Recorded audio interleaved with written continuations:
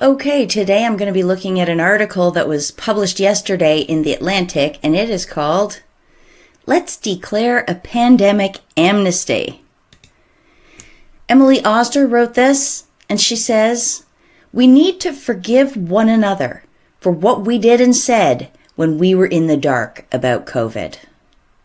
And of course, she doesn't really mean that the COVID crazy side needs to apologize. She means that we all need to share the blame and then just forget it and move on. That even the people who were right about masking, the PCR test, lockdowns, vaccines, alternative treatments, we need to admit that we were just right by accident, and we need to take our part in this as well. And we just, we can't dwell on the past. We don't want to get into a doom loop, she says, and just go over all the mistakes and just forget it. Let's just go on with our lives. This article is astounding, and I got to tell you, on Twitter, she got a ridiculous ratio. I captured this early yesterday, so you can see people did not like this article. It's not very long, so I'm going to go through it and give my comments as we go. Let's start at the beginning. She talks about going on a hike in April 2020 with her family and how they wore their cloth masks that she made herself. She says that one time when another child got too close to her 4-year-old son, he yelled, "Social distancing!" So you can see Emily was terrorizing her children and teaching them to become little authoritarians at that point. But now, she says, now she realizes that these precautions were totally misguided, that outdoor transmission was vanishingly rare, and that cloth masks made out of old bandanas wouldn't do anything anyway. But, she says, the thing is, we didn't know. We didn't know.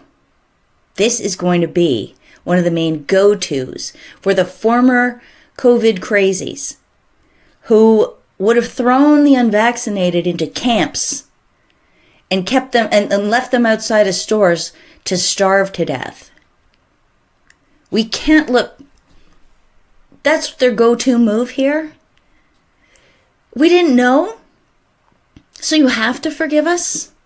Look, the things that she says she didn't know, that masks didn't work, that the PCR tests aren't fit for purpose, never have been, that lockdown was harming children, that social distancing, especially outdoors, was absolutely pointless, that the vaccines were going to be dangerous no matter what because they were warp speeding them and they came out without enough time to do mid or long-term safety data. They just skipped certain parts of the normal safety testing anyway, like the animal trials. A lot of this stuff was known very early on. Here is something from Denis Rancourt in Canada that was published in April 2020. So exactly the same time as Emily here was taking her little authoritarian family for cloth mask-covered hikes, this was out. And it was widely cited in the alternative spheres, of course, ignored by the mainstream. And Denis references 7 studies that range from 2009 to 2020 demonstrating how masks do not work to stop the spread of respiratory virus. It's very well sourced and explained. But did Emily seek that out at all at that time? Obviously not. And did the mainstream publish it? No. And did anybody reply to Denis when he sent it around to get attention of public health officials and government officials? Obviously not. And as someone on Twitter pointed out, Jennifer Van Laar posts, "What about accepting natural immunity?" Emily, do you think that the public health officials just were bumbling through doing the best they could and they didn't know when they purposefully changed the definition of natural immunity in the middle of this thing? Or when they changed the definition of vaccine in the middle of this thing? Was that just stuff they didn't know? We didn't know? That's purposeful. And I did a video in December 2020 showing you a huge collection of experts that had been out there for many months trying to get all of this information out to people. My video was uploaded December 2020. In this video, I show tens of thousands of medical professionals who were speaking out against the prevailing narratives with regards to all elements of COVID. I'm going to play this for you now, all chopped up into just a 4-minute segment. Here you go. Del Bigtree made this movie Vaxxed years ago, a couple years ago at least. And of course, it was trashed and censored. This is an organization, the Great Barrington Declaration, by, at that count, 12,686 medical and public health scientists and 38,000 medical practitioners who are speaking out against the reaction to COVID, saying that it is an enormous overreaction. And a group of 500 German medical doctors say COVID-19 is a scam. So how many tens of thousands are we up to now? A Nobel Prize-winning chemist and Stanford professor Michael Levitt spoke out. He was canceled and censored. Well, there was another professor, Ioannidis, and he said it's no worse than the common flu. Wolfgang Wodarg helped to prevent the hoax that was the 2009 swine flu pandemic. Susharit Bhakti is from Germany. He's a virologist. From the beginning, he has said the PCR tests for to find the virus are a hoax. They don't work. And he said that taking the vaccine equals going to your doom. Dr. Michael Yeadon, formerly with the drug company Pfizer, he does not want these vaccine studies to continue. He's calling for a moratorium on them, in part because he believes they might cause infertility and sterility. There's a group of doctors who have been studying the effects of masks and the effectiveness of masks, and they have found many, many details that you might be interested in. In fact, they could be very, very detrimental to your physical health, especially children. We have Dr. Roger Hodkinson speaking out. We have Dr. Kulvinder Kaur speaking out, and her group, I believe it's her group, Your Ontario Doctors. Dr. James Lyons-Wheeler, who is an independent researcher, scientist, and he specializes in things like vaccine and immune response and all of that. Vaccines for coronaviruses have had a terrible safety record. There is a condition known as disease enhancement due to pathogenic priming.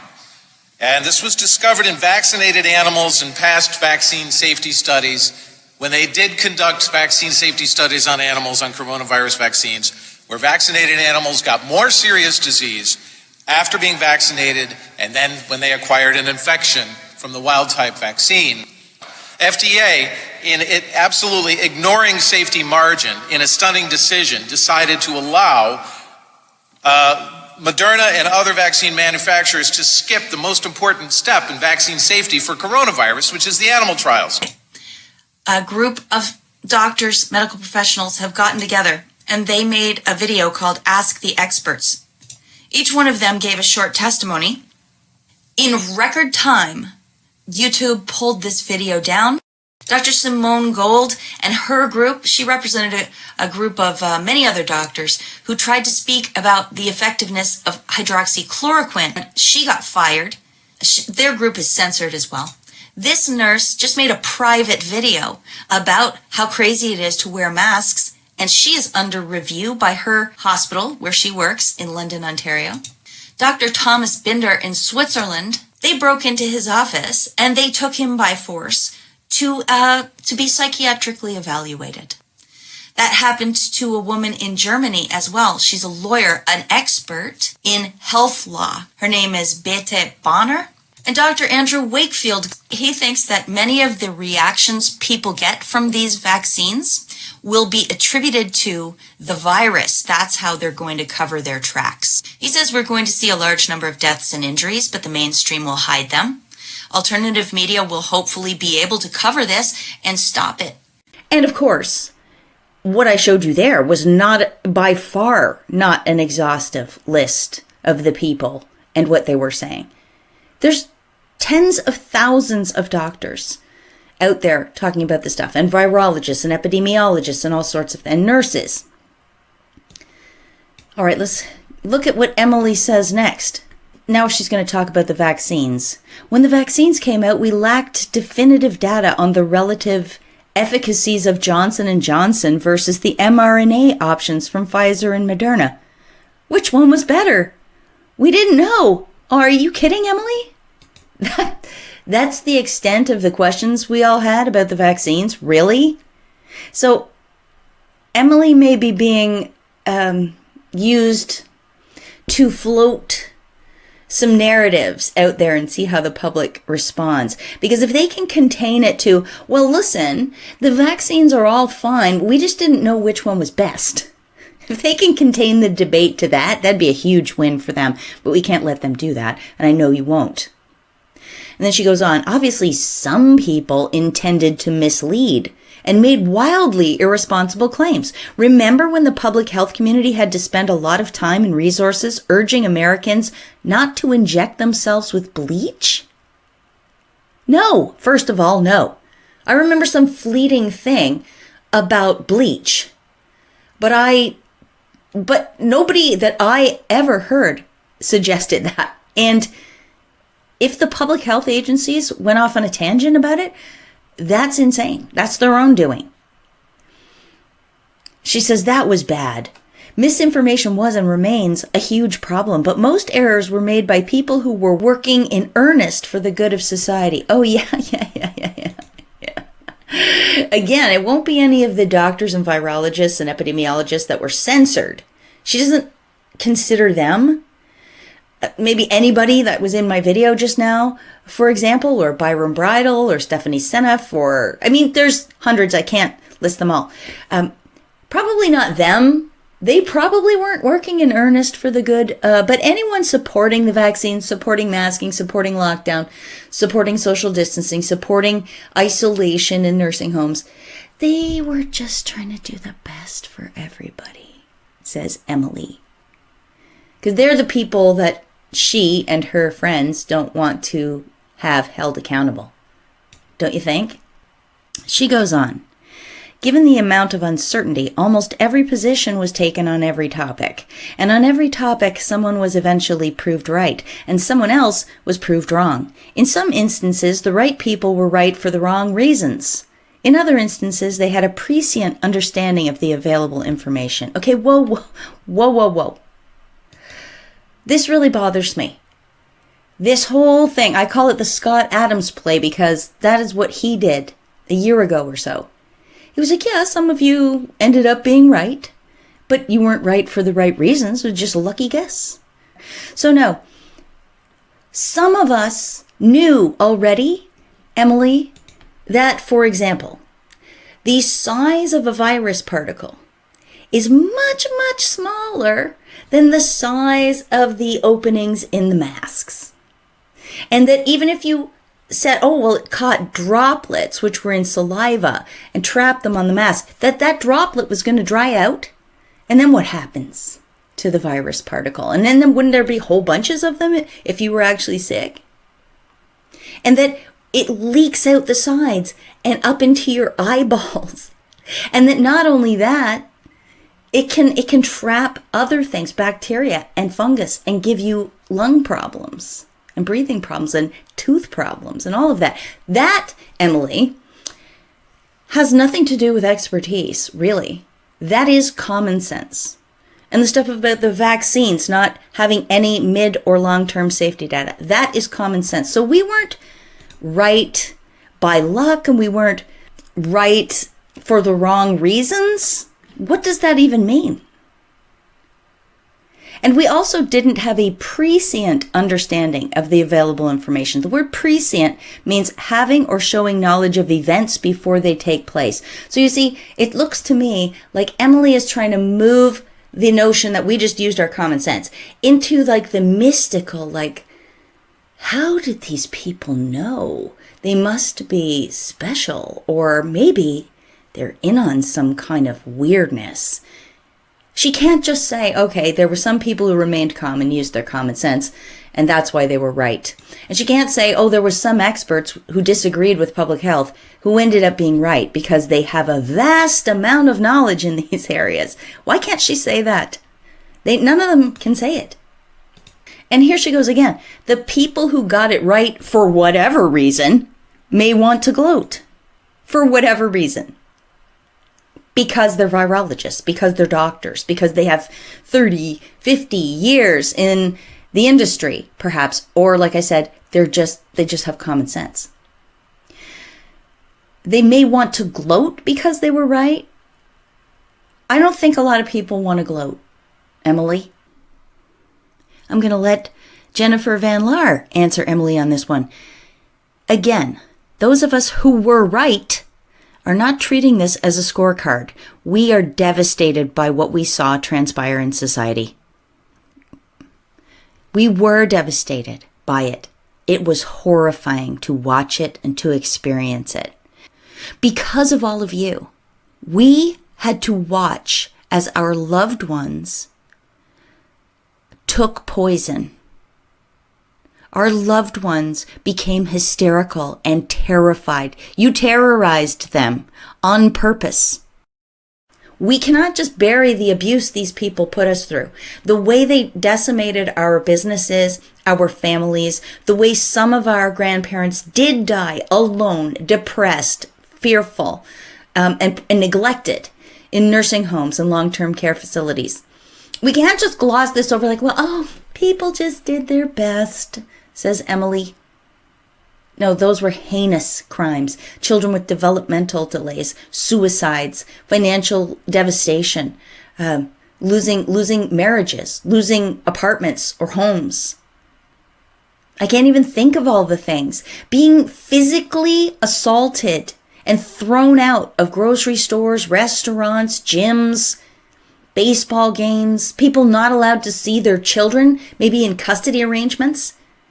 The list of the horrors that we were just doing our best, we didn't know. That is not going to cut it. Emily, surely you, an economist from a family of Yale-educated economists, could see that something was not right here. Where is that in your article? Why aren't you talking about any of that? But instead, you're actually just trying out new narratives for the same group of people who want to abscond, not only without being punished, but without even having to do a mea culpa. It's really disgusting. It's disgusting. Well, what does she say about the people who got it wrong anyway? Those who got it wrong for whatever reason may feel defensive and retrench into a position that doesn't accord with the facts. Like you, Oster? All of this gloating and defensiveness continues to gobble up a lot of social energy and to drive the culture wars, especially on the internet. Culture wars. It's not culture wars. It's literal corporate pharma against the rest of us. Okay? And you know it. These discussions are heated, unpleasant, and ultimately, she says, unproductive.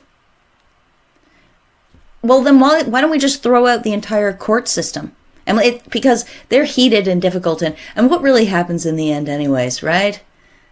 A couple people go to jail, but the thing has already happened, so it doesn't actually fix anything. It's like Hillary Clinton when she was brought to account for Benghazi. She says, what difference at this point does it make? It's over. Because we could say that about anything. Wars, rapes, it's over. What good does it do to talk about it or even punish anyone? Forget it. Let's move on. She says, in the face of so much uncertainty, getting something right had a hefty element of luck. No, it didn't. And similarly, getting something wrong wasn't a moral failing. Maybe not. On the part of regular moms and dads and sisters and brothers and cousins.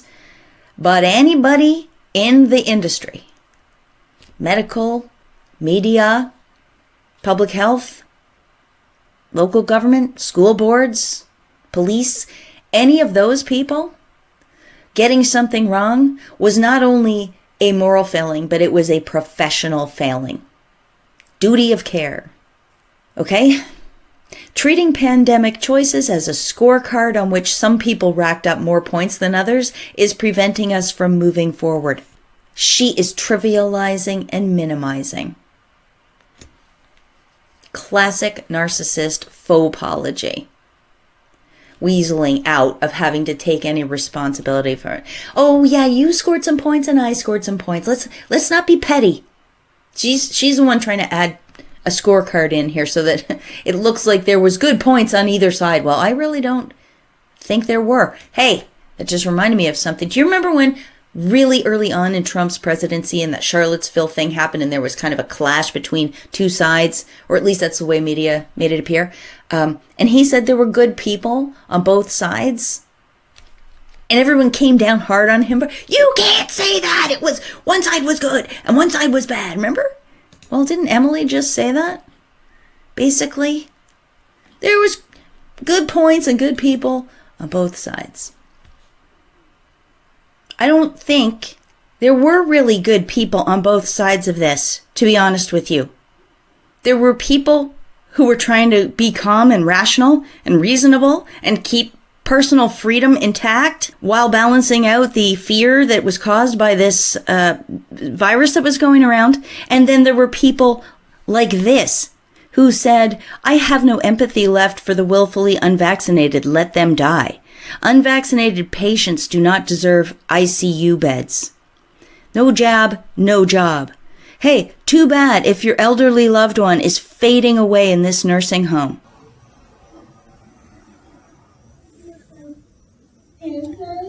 I know, Mama. It's sickening. I love you.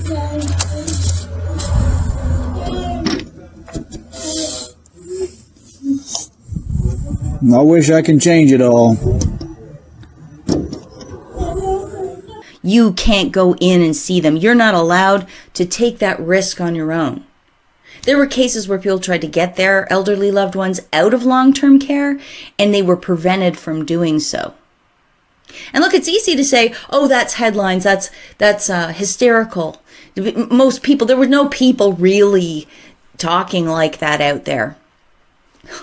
There most certainly were, and I would bet every one of you met up with them when you were out and about. I certainly did. I was attacked numerous times, dehumanized many times out there, and everyone I know has had similar experiences.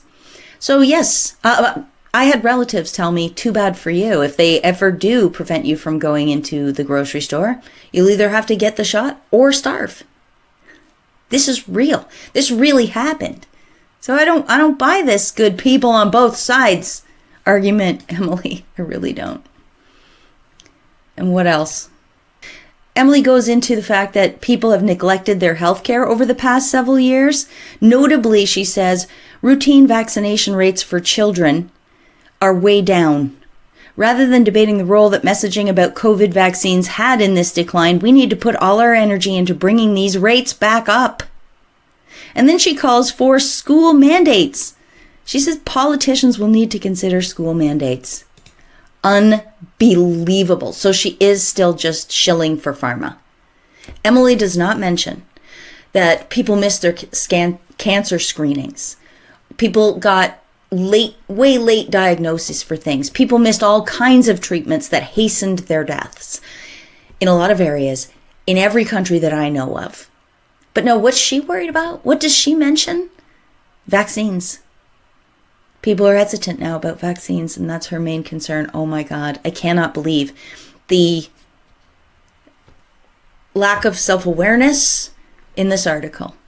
And finally, at the end, she says, the standard saying is that those who forget history are doomed to repeat it.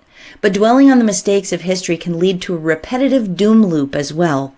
Let's acknowledge that we made complicated choices in the face of deep uncertainty, and then try to work together to build back and move forward. Oh my God, she almost said build back better. All this we. You know, I'm sure it was I when she thought she was completely right. But now that she realizes she was completely wrong, it's we. We need to heal. We need to acknowledge we made mistakes. This is so typical of a predatory class of people with narcissistic personality disorder, sociopathy, or psychopathy. And it's been on massive display for the last 2.5 years. And it's not just the Anthony Fauci's, but he's a prime example. Or Justin Trudeau, prime example. It's the regular people too. You know, I would like my relative that told me that I could starve to just sigh one day in a pause in conversation and say, I'm really sorry. That was an awful thing to say. That's it. That would do it for me. But I know this person very well, and I know it's very Emily-like. Let's never talk about it again. But you know, the truth is, if we just keep burying this stuff without examination, without hashing it through and picking it apart, the chances that it'll happen again are 100%. And I mean, honestly, how can you trust these people ever again? No matter what role they played in your life. Until they say, I see what happened. I see where it went wrong. I see where I was mistaken. I see that I acted badly. I now will do the research and learn. And I'm sorry. And for other people, they need to be arrested, tried, and put in prison. They, at the very least, need to lose their jobs and never, ever work in a responsible position again. They can break rocks. That's a good job for them. Okay, everybody. Thanks for listening.